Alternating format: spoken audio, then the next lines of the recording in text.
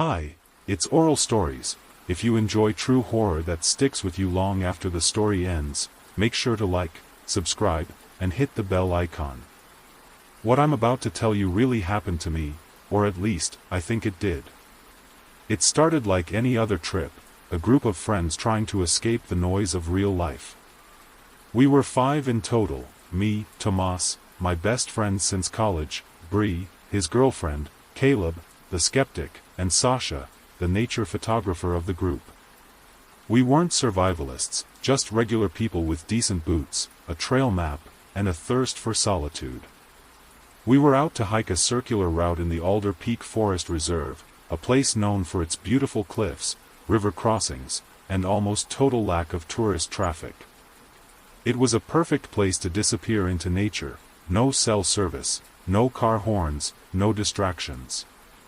We parked 2 cars at the southern trailhead, geared up, and headed out with enough supplies for a 5-day trek. The first 2 days were pretty much what you'd expect. Hiking during the day, cooking freeze-dried meals on Bree's camp stove at night, swapping ghost stories, arguing over trail directions, and laughing whenever someone almost fell in the river. We were far from civilization, and we loved it. Then came the 3rd morning. We were halfway through the planned loop when we found it, a tiny ranger station cabin deep in the woods, clearly abandoned for years. The door was half-rotted and covered in ivy, the windows clouded with time. Inside, we found a metal bunk, a dusty radio, a cracked lantern, and something unexpected, a weathered leather-bound journal and a hand-drawn map stuffed between its pages. The map showed a different trail, one we hadn't seen on our official topographical charts.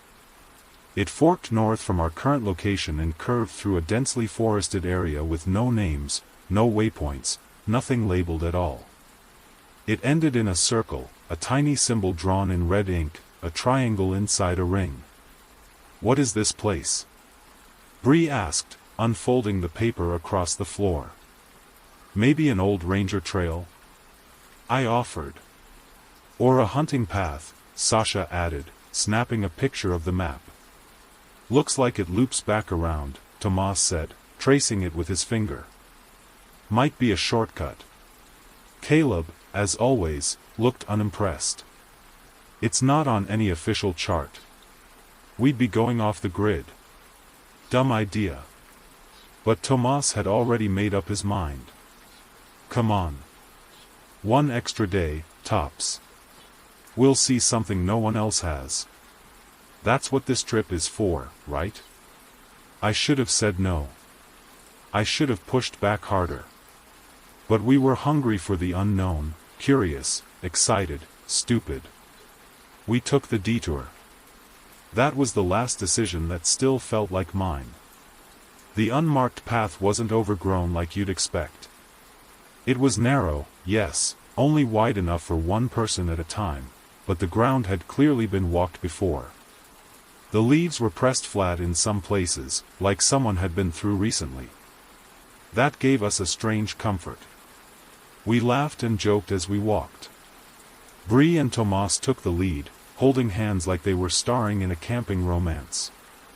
Sasha kept stopping to photograph mushrooms and tangled tree roots. Caleb stuck to the rear, muttering about how this'll turn into a Blair Witch situation. I walked somewhere in the middle, listening. Not just to our group, but to the woods themselves. And that's when I noticed it. There were no birds. No bugs buzzing. No wind in the leaves. No far-off sounds of branches creaking or critters rustling through the underbrush. The deeper we went, the quieter it got. At first, it just seemed peaceful. But soon it became unnerving, like walking into a building where all the clocks had stopped ticking. "Do you hear that?" I asked Tomas. "Hear what?" he replied. "Exactly." He paused, frowning. Bree bumped into him from behind. "What's up?" "Nothing. Just, weird how quiet it is." I don't think any of us said it aloud, but we all felt it. Even Caleb stopped grumbling. We walked faster. By late afternoon, the trail started getting odd. Trees grew taller than normal, impossibly tall, their canopies blotting out the sun in a way that made the forest feel eternal. There were no broken branches on the ground, no signs of animals. Everything looked too perfect. Like a model forest, planted by a hand that didn't understand how chaos and life actually worked. Then Tomas stopped walking. "Hey, anyone else notice the compass is off?" He held it up. The needle spun lazily in circles, never settling. Caleb checked his watch. "Mine just jumped ahead 2 hours. That can't be right." Bree pulled out her phone. Dead. Even though it was half-charged an hour ago. One by one, we checked our tech, and every single device was failing. Batteries drained. Clocks skipping. GPS signals flatlined.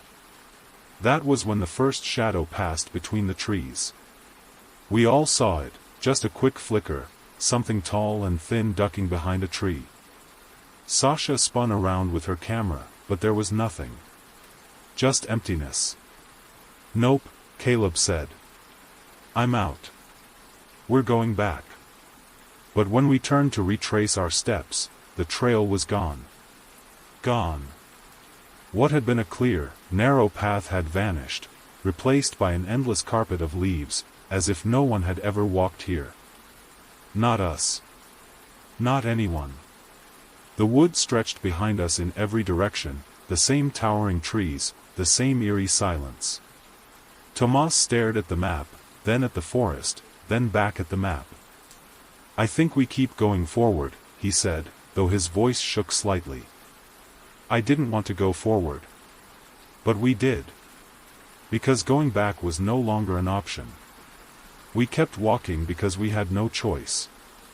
The trail, or whatever passed for a trail, narrowed to a thin, uneven trench carved through the trees.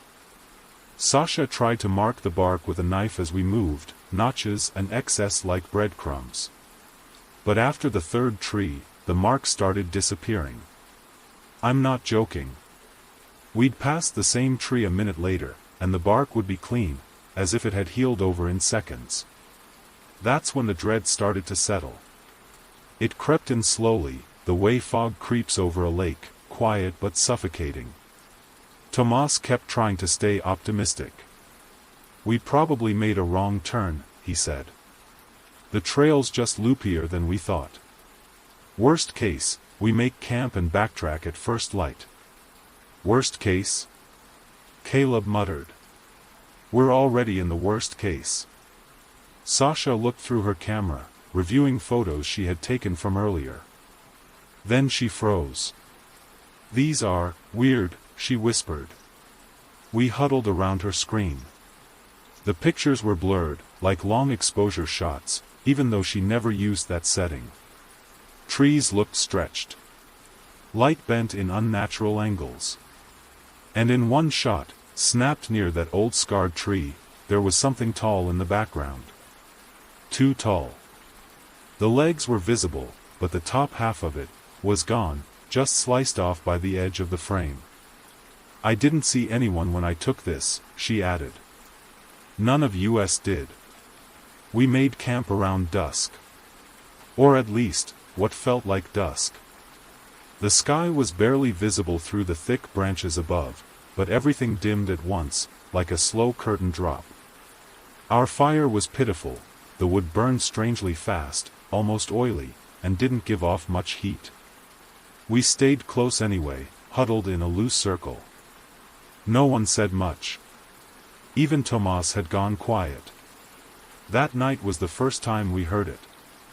It started just after we all settled into our tents, a soft crunch of leaves in the distance. Then another, closer.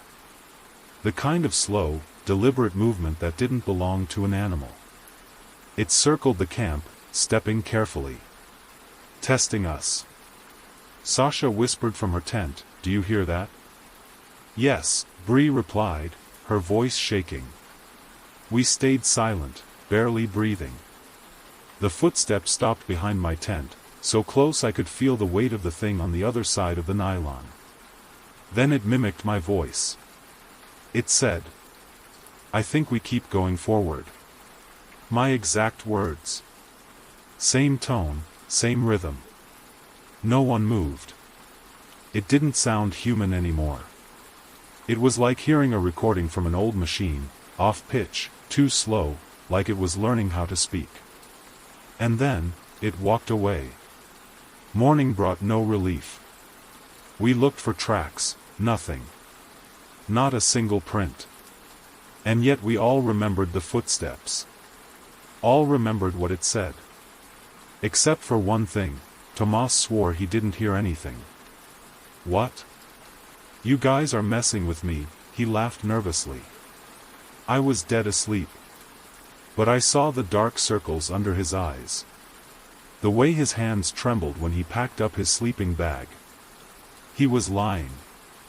We kept walking, even though no one had a clue where we were anymore. The map, that damned hand-drawn map, made no sense. It looked simple, clean, like a child's sketch. But we had passed the same twisted tree 3 times in 2 hours. The branches grew in a spiral, like a horn, and we started calling it the screw.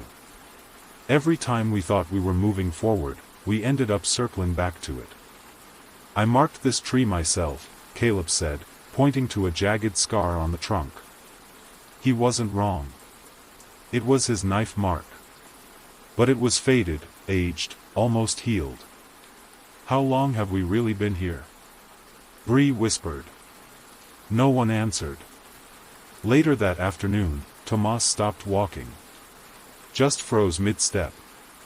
I saw it again, he said softly. Saw what? I asked. He turned to me, his eyes glassy. Me. I saw me, watching us from the trees. Tomas said he saw himself. He wasn't joking, not the way people joke after a bad sleep or too much weed. He was pale, jaw clenched, staring at the trees like something was still watching him. I asked what he meant. He said it slowly, like he was still trying to believe it. I saw myself. Like, not just a reflection. It was me, standing way back behind the trees, wearing my clothes.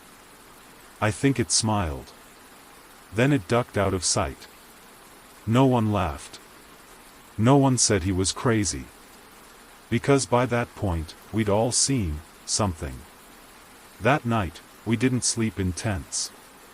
We made camp in a tight circle, backs toward the fire, everyone facing outward like soldiers in an old-world siege. We took turns staying awake. I got the 2 a.m. shift. At first, nothing happened. Just crackling fire and Sasha softly snoring nearby. Then, I noticed something strange. The sky was brighter than it should have been. It was still night, but a soft, reddish hue had settled in. Like dawn, but wrong. And too early. I checked my watch. 2:38 a.m. Checked Caleb's. 5:11 a.m. Bree's phone, even though it was dying. 12:07 a.m. 3 devices. 3 completely different times. That's when I realized something was very, very wrong. When morning came, if you could call it morning, the sun didn't rise the way it should. There was no slow gradient of color, no golden break between shadow and light. It was like someone flipped a switch and suddenly everything was slightly too bright, like we jumped forward several hours. We felt it in our bodies, too. We weren't hungry yet, but we were thirsty. And exhausted. Like we'd been walking for days. Sasha took out her Polaroid. She snapped a photo of the same clearing we'd been camped in. It spat out with that usual mechanical click whir, and she flapped it to dry. Then we saw it. The photo didn't match reality. In the image, there were 6 sleeping bags arranged around the fire. We only had 5. Maybe one's a log or something, Bree said quickly. But it wasn't. The sixth bag was identical to mine, down to the navy patch I'd sewn on 2 years ago. It was my bag. In the photo, I was sleeping in 2 places. We tried walking again. Just straight. One direction, no curves, no breaks, no detours. But the trees started repeating. I mean that literally. Not just similar looking. Exactly the same. The same broken branch hanging like a crooked finger. The same faded red fungus blooming at the base of the same thick oak. We passed it 3 times in under 20 minutes, all while walking a straight line. No. No. This isn't possible, Caleb said. He was usually the science guy, always rolling his eyes at ghost stories. We're not moving. Something's ing with our sense of space. Sasha threw up in the bushes. Not from food, from vertigo, from fear, from overload.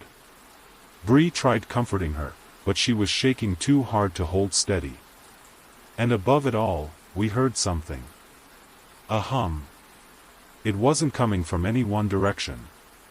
It came from everywhere, vibrating through the roots under our feet. A deep, droning hum, like a power line buzzing in the back of your skull. Like something old trying to wake up. Later that afternoon, Tomas found a stream. It looked perfect, crystal clear, shallow, lined with pebbles that shimmered like coins. We rushed over and refilled bottles, splashing our faces. Then Sasha pointed at something in the water. It was a feather. Black. Glossy. Floating upstream. Guys, she said. Birds can't fly upstream. Then another feather joined it. Then another. They floated past us, backwards, against the current, as if time was rewinding inside the water. We stared at our reflections. And in the rippling surface, mine blinked before I did. That night, Bree disappeared for 20 minutes. 1 second she was right beside me. The next, she was gone. No scream. No sound. Nothing. We shouted her name. We ran in circles around the camp with flashlights. No sign of struggle, no footprints. Then she came back. Just stepped out from behind a tree like nothing had happened.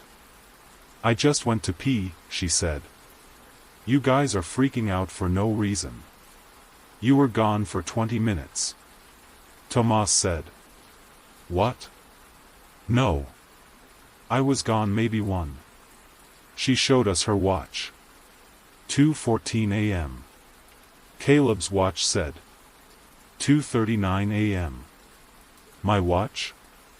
1:27 a.m. The forest was playing with us.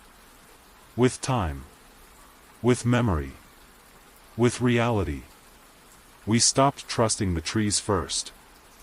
Then we stopped trusting the sky. But by the time we stopped trusting each other, it was already too late.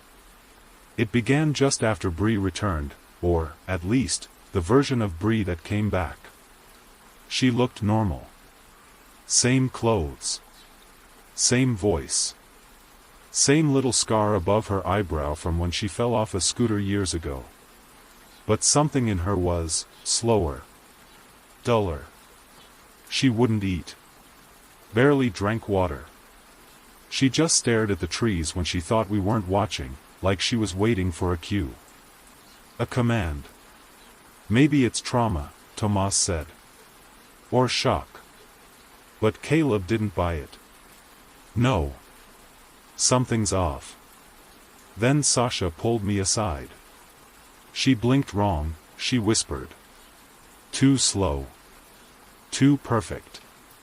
Like someone pretending to be human. That night, around the fire, Bree started humming a song none of us recognized.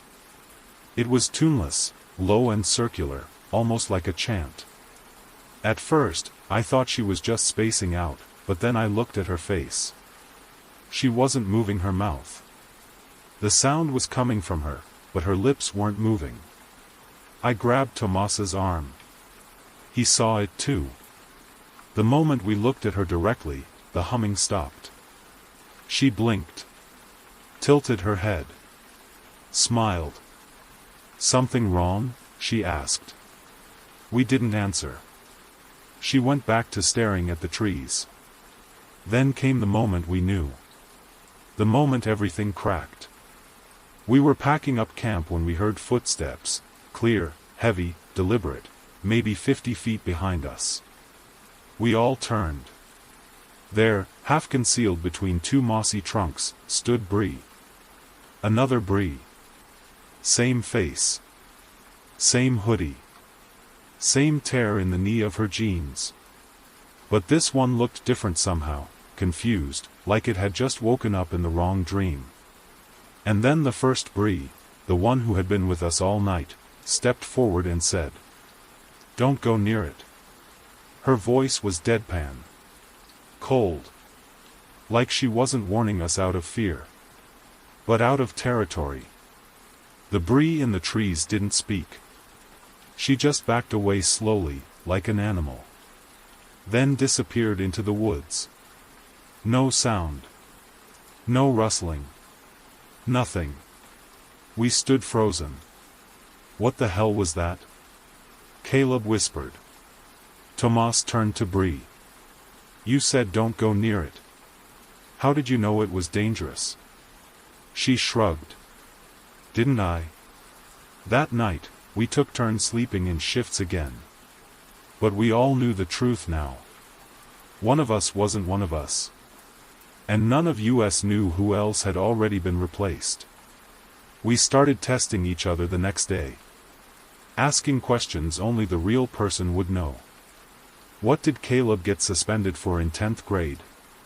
What was Sasha's mom's dog's name?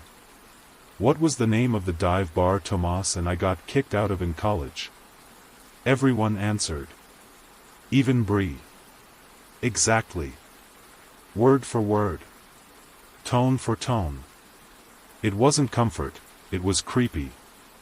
Too rehearsed. We didn't say it aloud, but I knew they were thinking what I was thinking. Maybe none of us were still 100% human. Maybe the copies weren't perfect yet, but they were learning. That afternoon, Tomas and I went to find firewood. We didn't go far, just a few dozen yards from camp. But the light changed again. What had been overcast suddenly turned greenish, like sunlight filtering through algae. The trees looked taller. The sky, narrower. And then, we saw something. Across the clearing, standing with its back to us, was a figure. It was the exact shape of Tomas. Same haircut. Same jacket. It didn't move. It didn't react. Then it slowly raised its hand, and held out a dead bird. Still twitching. Tomas gasped and stepped back, and the thing instantly mirrored it, stepping back too, bird still outstretched. We ran. Back to camp. Back to the others. But everything looked off. The fire pit was cold, even though we'd left it burning minutes ago. The logs had been rearranged. And Sasha's journal, the one she scribbled in every night, was lying open, but the pages were blank. Every word erased.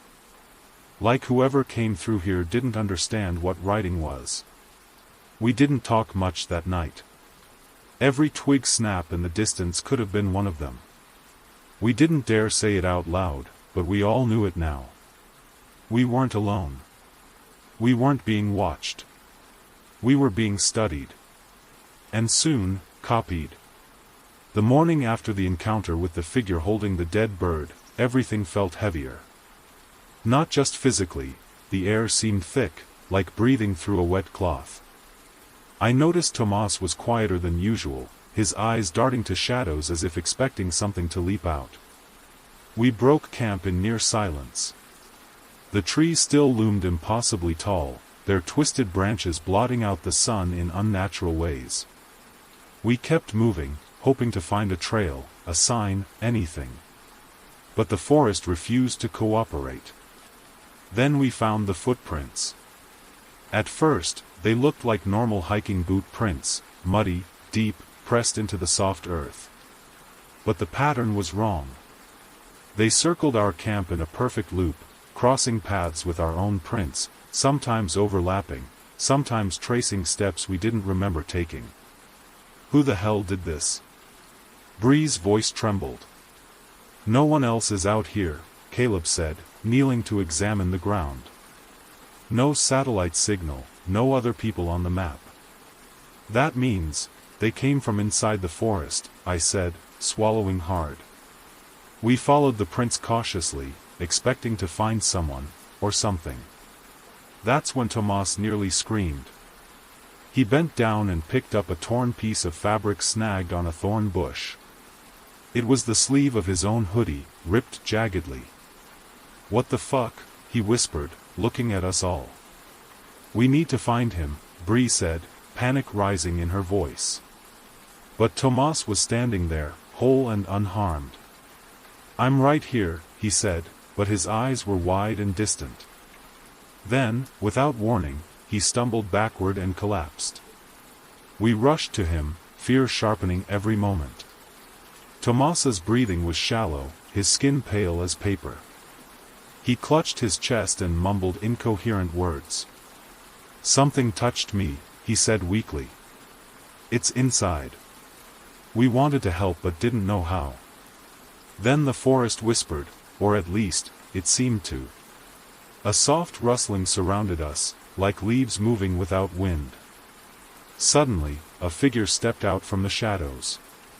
Tall, thin, with pale skin that seemed to shimmer faintly under the dim light filtering through the trees. Its eyes gleamed like black stones. It was Tomas. Or at least, it looked like him. I froze. The creature took slow, deliberate steps forward, mimicking Tomas's exact movements. Kill it, Bree hissed, grabbing a sturdy branch. The thing didn't attack immediately. It cocked its head, studying us like a predator measuring prey. Then it smiled, a thin, cruel grin that didn't reach its empty eyes. Before we could react, it lunged. The fight was brutal. We fought with sticks, rocks, anything we could find. The creature was fast, eerily so, dodging blows and countering with unnatural strength. When Caleb struck it with a fallen branch, it collapsed, but then slowly got back up. I don't think this thing dies, Caleb panted. Bree swung her rock again, hitting it square in the head. The thing shuddered, its body twitching unnaturally. Then, shockingly, it smiled again. Run! I yelled. We scattered through the trees, hearts pounding, lungs burning. Back at camp, Tomas was awake. But he wasn't Tomas. He didn't recognize us. His eyes were empty. Help me, he whispered, but the voice wasn't his own. The creature was inside him. We realized something terrifying. These things didn't just mimic our appearance. They took over. They replaced us. And if you fought back, they would come for you, again and again, until you were gone. That night, no one slept. We kept watch, whispering plans, and praying for rescue that might never come. Each of us wondered who might already be replaced. Who was real, and who was a copy. And if the copy was learning, growing stronger with every failed attack. After that night, after Tomas was taken over, we all felt the weight of despair sinking in like cold stone in our chests. We weren't just trapped in a forest. We were trapped inside something much older and darker. Our goal was simple: find the way out. The problem was, every time we tried, the forest twisted itself around us, folding space like a cruel trickster. We agreed to keep moving in one direction. North. East. We didn't care anymore. We just wanted out. We started with our GPS devices, desperately trying to find any sign of a known trail or exit. But every signal was dead. The satellites couldn't, or wouldn't, see us here. Caleb, the skeptic until now, held up his dead phone like it was a lifeline slipping through his fingers. "They can't track us," he said grimly. "It's like we're in a blind spot, or a pocket where time and space don't behave." Bree's face was pale but determined. "We just keep moving. We can't stop." Hours later, we found ourselves back at the scarred tree, the same twisted trunk we'd been calling the screw. Our marks were gone. The knife scratch Caleb made to mark it was gone. So was the knot Tomas had tied around a branch. We looked around, confused. "Are we going in circles?" Sasha asked, voice tight. We were. Panic started to infect us. The forest was no longer just a place. It was a labyrinth. And every turn seemed to bring us back to the start. One of us suggested climbing a tree to get a better vantage point. Sasha, the photographer, volunteered. She found a tall pine and began the slow climb. From her perch, she spotted something strange in the distance. A clearing. Or maybe a field. Something brighter than the dense green canopy. "We have to go there," she said. We moved toward it, hope surging. But the forest resisted. The underbrush thickened unnaturally. Vines reached out like grasping fingers. Branches scratched at our faces and arms. We pushed through, hearts pounding. When we reached the clearing, it looked normal at first. Sunlight poured in. Wildflowers bloomed. But then we saw it. A circle of blackened earth, scorched as if fire had burned there recently. In the center was a stone altar. Covered in strange symbols, deeply carved, pulsing faintly with an otherworldly glow. The air was heavy, electric. A low hum vibrated through the ground. Caleb stepped closer, hand trembling. "Do you feel that?" he whispered. Suddenly, the ground beneath our feet shifted. The clearing warped and bent. The trees surrounding us twisted inward. It was like the forest was breathing, closing in. We ran. But no matter how fast, the trees seemed to close ranks. Paths vanished behind us. Branches formed walls. We were caught in a living maze. Tomas, or what was left of him, appeared suddenly at our side. His eyes glowed faintly. "Leave," he hissed. But we ignored him. Then the shadows moved. Figures stepped out of the trees. Pale, twisted copies of ourselves. Eyes black voids. Their mouths opened in silent screams. We fought. Branches snapped like bones. Stones flew. But for every one we drove back, two more appeared. Bree screamed and ran. I chased her but stumbled. When I looked up, she was gone. Caleb grabbed my arm. "We're done," he said. "We can't fight this forest. It owns us now." I wanted to believe him. But then I remembered the journal in the ranger cabin. The symbols on the altar. The faint glow. The forest wasn't just a place. It was a prison. A testing ground. And we were the prey. I don't know how many days passed before the forest finally stopped shifting. Before the paths straightened. Before we saw the sky again. When we emerged, it was into a field. Wide open. Bright. But empty.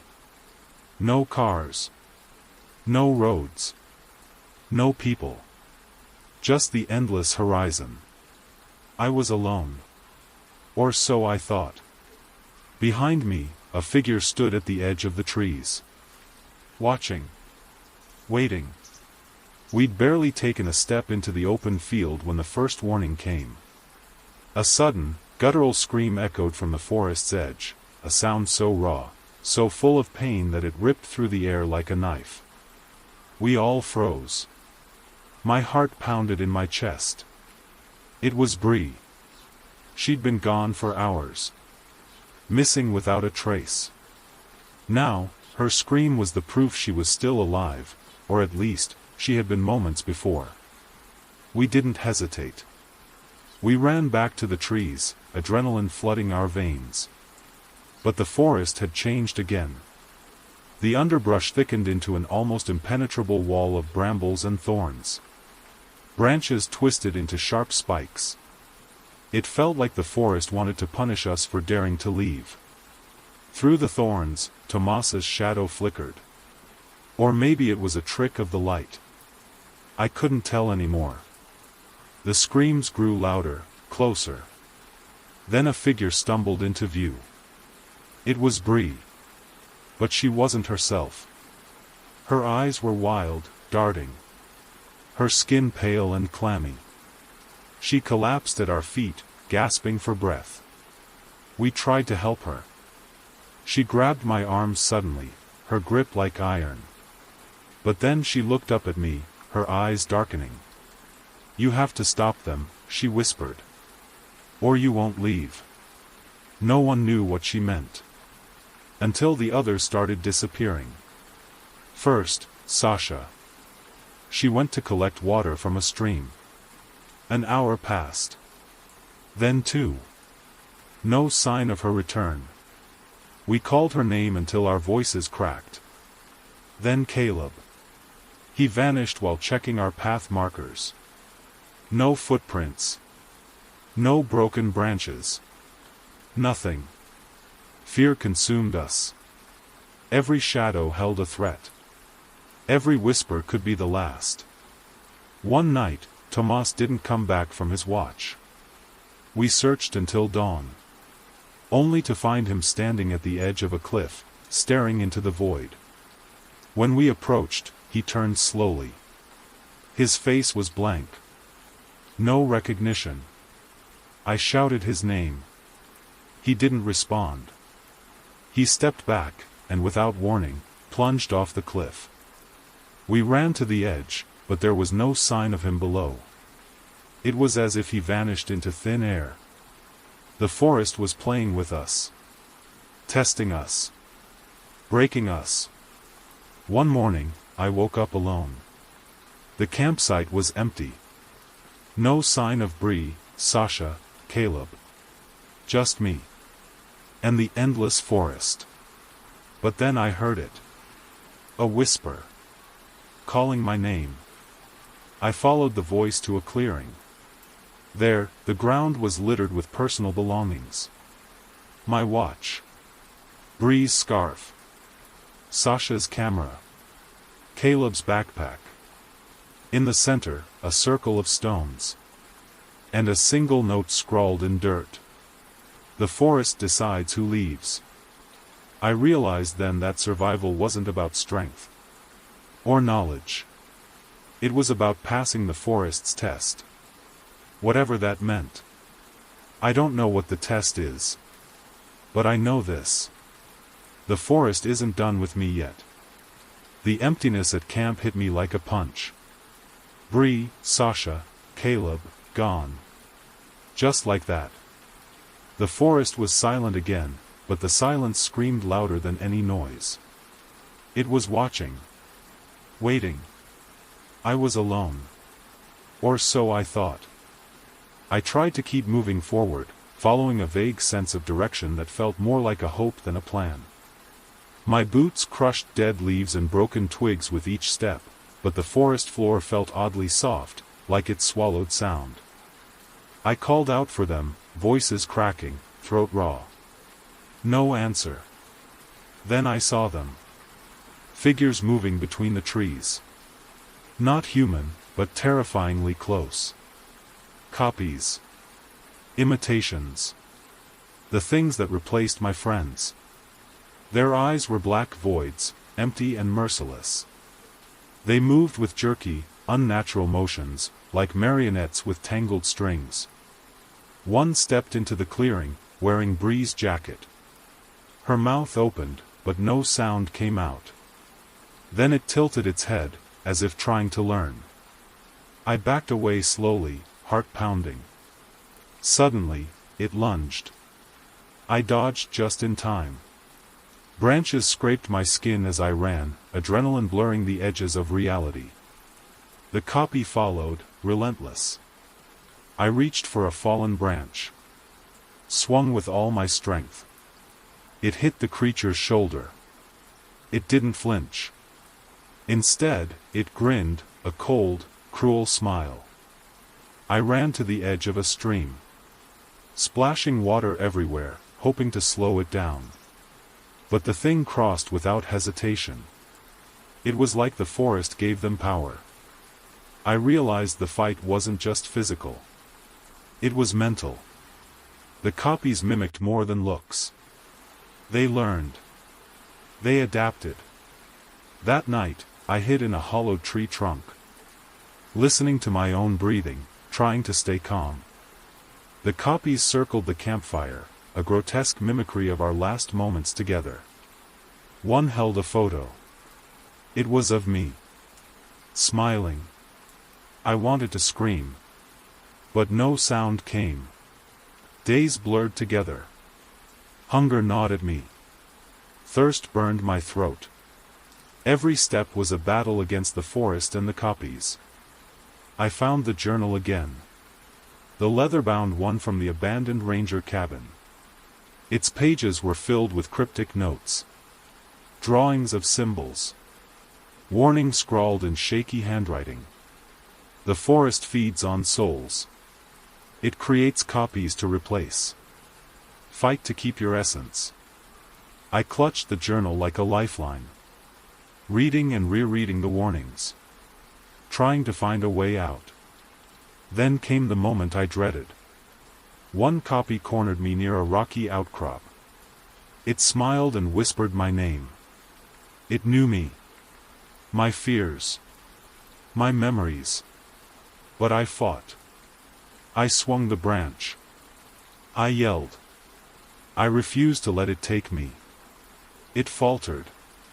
And I ran. I don't know how long I ran. The forest seemed endless. Then, a clearing. Sunlight breaking through the trees. A faint path. Hope. But as I stepped forward, I heard it behind me. A voice. My voice. Calling me back. I turned. The copy was there. Smiling. Waiting. I ran faster. Faster than I thought possible. Until the forest finally gave way to a gravel road. I collapsed. Gasping for air. Alone. But the forest was still watching. And I knew. It wasn't over. The gravel road stretched endlessly before me, sharp under the soles of my boots, a stark contrast to the soft, suffocating earth of the forest. The sun was real here, the sky a brilliant blue, not the warped hues that haunted us inside the trees. But despite the brightness, I felt nothing but cold dread. I collapsed to my knees, gasping like I'd been underwater too long. My hands shook, and my vision blurred. The forest's grip still clung to me, an invisible chain tethered to my soul. Hours passed before a car finally appeared, an old pickup truck driven by a man whose expression shifted from suspicion to shock when he saw my state. "You all right, friend?" he asked cautiously. I could barely speak. I just nodded, climbed in, and let the hum of the engine drown out my racing thoughts. That night, safe in a motel miles from the forest's edge, I finally let my defenses down. Memories crashed over me like waves. The screams, the whispers, the faces of friends twisted into shadows. I realized escaping the forest wasn't the end. It was only the beginning. Sleep was a stranger. Every time I closed my eyes, the forest came back. In dreams, or nightmares, I saw the copies. Their black eyes staring deep into mine. Their mouths mouthing words I couldn't hear.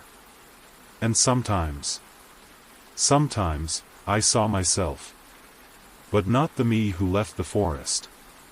A hollow version, staring blankly. Waiting. I started keeping a journal. Writing everything I remembered. Trying to hold on to my sanity. But the forest's influence was insidious. I lost track of days. Voices whispered from the corners of my room.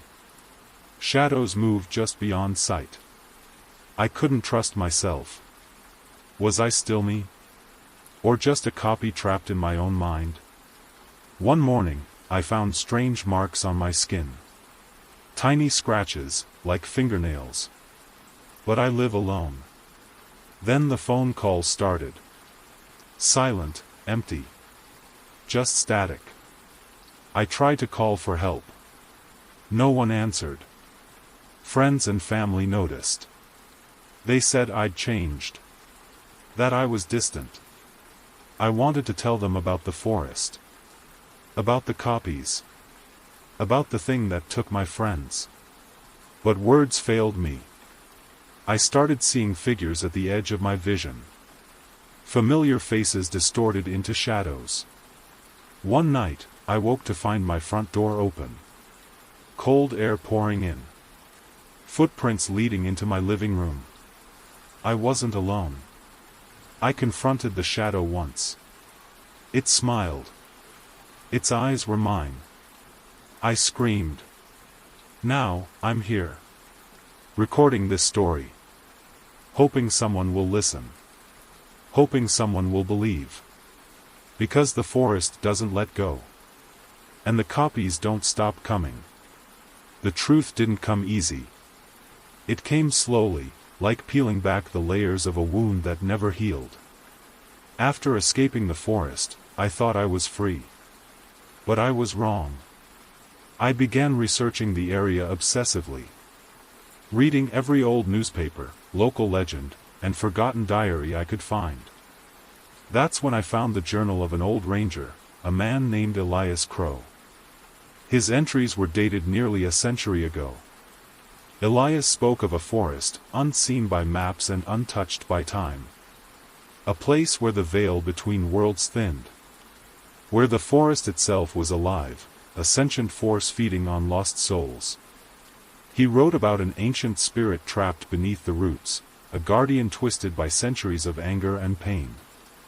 The spirit demanded sacrifice to stay dormant. When the sacrifices stopped, the forest woke. According to Elias, the forest didn't just trap wanderers.